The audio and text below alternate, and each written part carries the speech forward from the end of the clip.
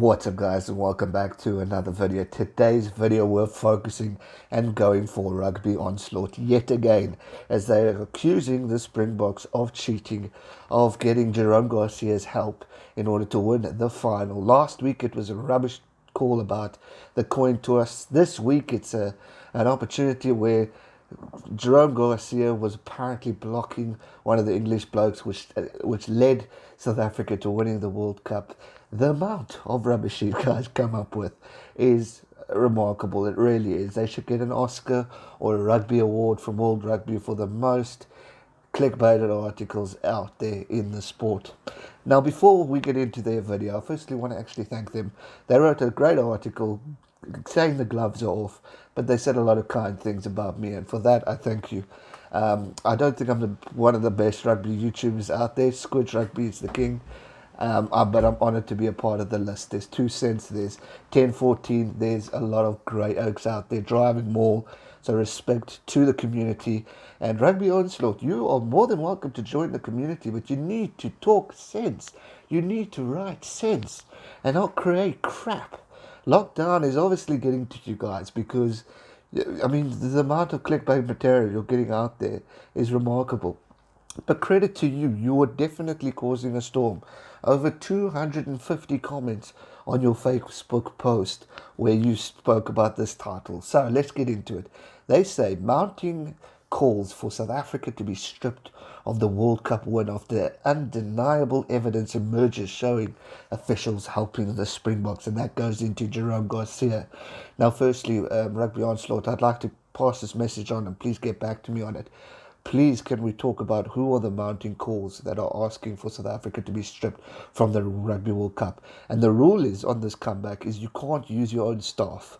I would like honest facts of who you think. Maybe do a poll on your Facebook page and we'll see how many people agree with you on there, because even the England fans are disagreeing with you, mates. And I know you're causing it for a good laugh or two, but come on, get creative. Think of something good. Here is the clip, for those who haven't seen it yet, where they're accusing South Africa of cheating.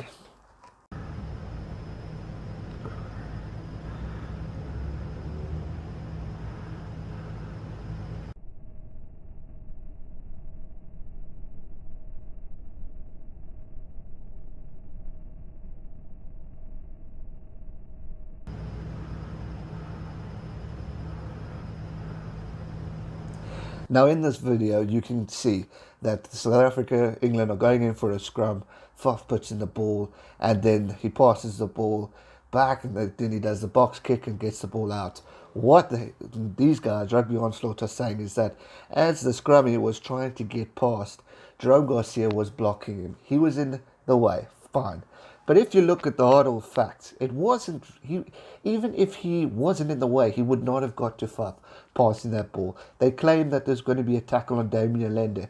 There was another guy next to the scrum half who was going in to tackle Lende, and he did. The ball that Faf kicked out wasn't even a good one. It was just past the 22-meter line. So for heaven's sake, mate, if you're going on that statistic of why England lost the World Cup, then you need to really try and find a new career, because that is crap. You know, I said hogwash last week. I'm going to teach you Rugby Onslaught, an Afrikaans word. Jy praat stromp kak, which means you're talking absolute bullshit. So there's a little bit of English Afrikaans lessons going for you right there. You've also gone for a few rugby guys on Twitter, Linebreak Rugby, who I've followed for a lot of years now. They went Rugby Onslaught, pumping out clickbait driven headlines to drive traffic, continuously lowering the bar of rugby journalism. Hey, spot on there. My friend, the Yellow Cap Sports legend in South Africa, has got a great rugby website. Go check him out. He says how to lose all credibility in one article as supposed trusted rugby website. This is not just disgraceful, but tasteless journalism too. Rugby Onslaught, now we know you've got good good articles out there. You've produced great content. But when you're going for a team like the Springboks, when they deservingly won the Rugby World Cup, I mean, you're just causing fights. You can look at my video that I did last week. The comment section from England fans are stating South Africa deserved the World Cup.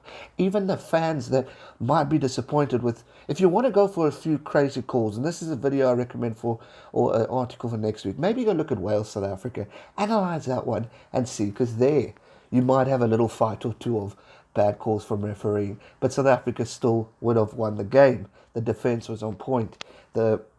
The cleverness from Faf de Klerk was on point. Cheslin Colby on point. Makazolo Mapimpi on point. Lucanio on point. Andre Pollard on point. If you want to criticize anyone in this final, criticize your captain, Mr. Owen Farrell. Firstly, at the coin toss, which you claim we cheated in, he wasn't even looking at the game. He was looking so bewildered. He was probably thinking, how the hell am I going to shoulder charge another guy? On that point, I would love you to do an article on Owen Farrell's shoulder charges and see how you can defend him for the tackles that he's made. And I want you to analyze every single one. Maybe one or two you could get away with, but there's one that you can't deny. Even your great team that are doing all the tremendous work to find these unbelievable, shocking evidence videos, they won't even be able to defend Owen Farrell. And secondly, he needs to also work on his defense, because clearly, if he did, this wouldn't have happened. And losing it, arms there, pops up in a toy. Here comes Cheslin Colby. Colby bounces towards defence. Boatswain still going. Cheslin Colby. Cheslin Colby. South Africa, the World Cup is theirs. Ain't that a bit of class from Cheslin Colby? Sorry to disappoint you, Rugby Onslaught. Yet again, you have proven to be the kings of clickbait. Like I said, you're more than welcome to join the awesome community of rugby YouTubers, journalists, the credible people out there who put dying effort into creating phenomenal content. You're more than welcome to join. Just take this shit off that you're creating right now, because you've got a following for a reason. Yes, generally clickbait, but you're losing followers. There was a guy who stated in your comment section, which I suggest you maybe go have a look at, saying, guys, please, I'm a big fan of you, I enjoy your articles, but enough of this crap of going for the Springboks. Listen to your audience, listen to my guys, the G Nation, listen to the people who don't even watch me. Create good content, and you have the opportunity of being one of the best rugby websites out there, because you are creative, you are clever, you are smart, and you have triggered me yet again. So you are geniuses. But work on getting the proper content out there and stop ticking off your fans, your enemies, everyone. Let's work together and unite, because a united sports nation is a nation that can grow. Together we can make rugby the greatest sport in the world. But with you guys going on this, creating rubbish like this, going for the Southern Hemisphere teams like you do, come on guys, let's think a bit, use your brains, and maybe we can work together. And also another thing, I'd like to point out this for you. It's a Springbok mask. It's great stuff. Also, during this pandemic, we all need to wear masks. Also, just stating the World Cup champions. I recommend you get one of these, not only to keep safe, but to also keep your mouth closed from the absolute crap you guys talk. Stay safe and never give up. I'm going to do it for today's video. I hope you enjoyed it. If you did, smash that thumbs up button, subscribe if you're new, and I'll see you real soon for another one. Stay safe and never give up. Cheers.